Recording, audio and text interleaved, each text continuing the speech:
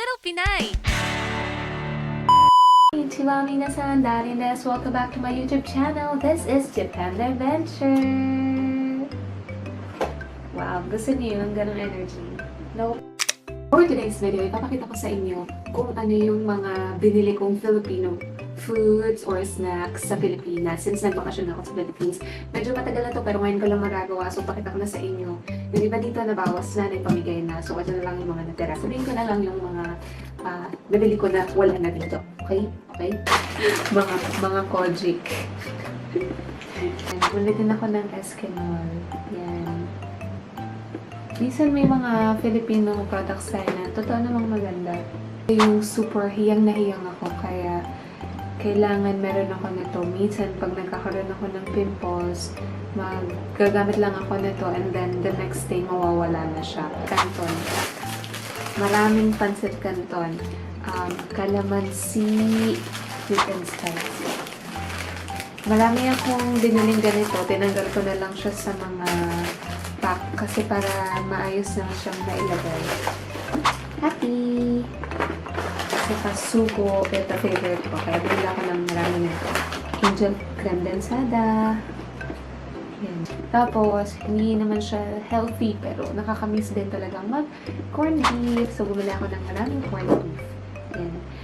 Last year, muli ako, marami akong dalang mga sardinas, mga tuna, ganyan. Kaya, medyo marami pa, kaya ang binili ko nilang corned beef sa kanyang mga gatas. Of course, hindi mawawala Nestle cream sa mga special occasions like birthday, Christmas, New Year. Ay, hello? So, kaya ko lang. Yan. So, kagaya nitong Nestle cream, dapat hindi siya mawawala kasi yung mga important occasions, kagaya ng mga birthday, or minsan pag nag-crave ka lang talaga ng fruit salad, talagang mamimiss mo siya. So, ito masarap po. Mas meron kang Nestle cream. Dapat meron ka ding Graham. Yan. Sa mga Filipino stores, meron ito. Pero dito sa Japan, yung ganito, wala. Wala sila. Even yung Skyflakes, wala sila. So, kailangan ko pa talagang magdala nito. Milku, yan. Nung bata pa ako, high school, gumagamit ako ng mga Rexona, ganun yung mga liquid. Kaso napansin ko, nag-i-stain siya sa uniform at sa mga damit. Tapos naiiwan yung amoy doon. And then, hindi siya nalalabhan ng washing machine. So, parang masisira yung damit. So, sayang. Bumili din ako ng piatos, pero nakain na namin. Bumili na namin ng maliliit na snacks, cheese, Skyflakes. Maraming Skyflakes. Sobrang sarap ng Skyflakes. Pwede mo siyang i-partner sa mga jam, or sa gatas lang, or sa kape, or lagyan mo ng tuna, yung San Marino. Sobrang perfect combination sa din ako ng Skyflake na kondensada. Hindi rin siya katamisan. Ito yung isa sa favorite biscuit ko.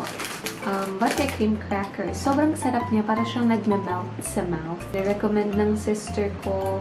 So, mahilig ako sa Energen, pero nirecommend niya. So, I want to try. So, bumili ako ng Knorr cubes, chicken, beef, and pork. One of my favorites. Chunky.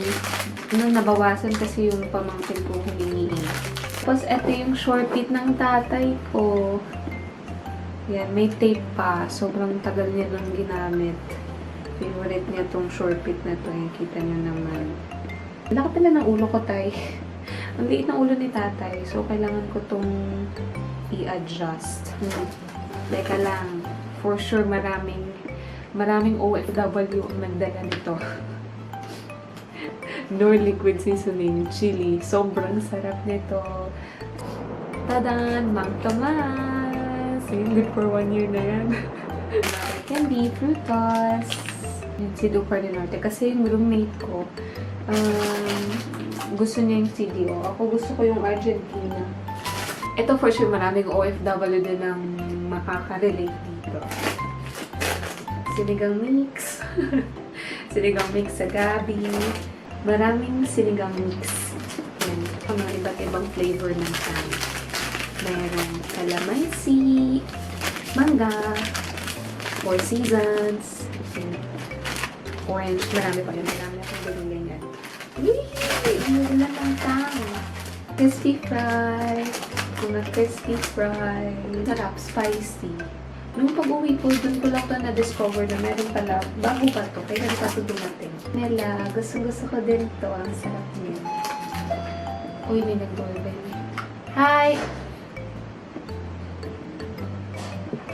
Tada!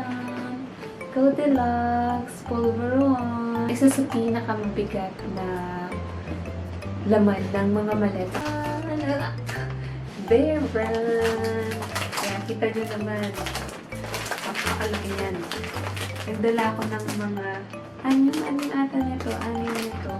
So, ilang kilo ba to? 2 kilo something. Hello! I'm vlogging! Ay! Sorry! Okay.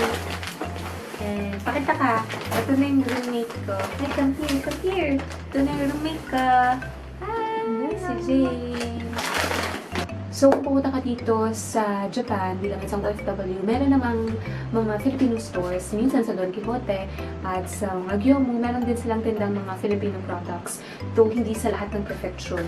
And, syempre, dahil nag-e-effort yung mga nagtitinda na kapwa natin Filipino para makatikim tayo ng mga Filipino food, medyo pricey siya, pero reasonable pa rin. Pero kung uuwi ka, yes, lahat ng cravings mo, better na, dalhin mo na. So, yung luggage ko inabot ng mga 60 kilos. Puro food yun. Napamigay ko na yung iba. So, yun lang. That's all for today's vlog. Maraming salamat po for watching. Kung meron kayong mga katanungan, I hope na you will comment down below. Down na, below pa. Comment down sa comment section. And yeah, so thank you for watching. Please don't forget to like and subscribe. Yun lang po. Arigatou gozaimasu. Janet, and God bless everyone.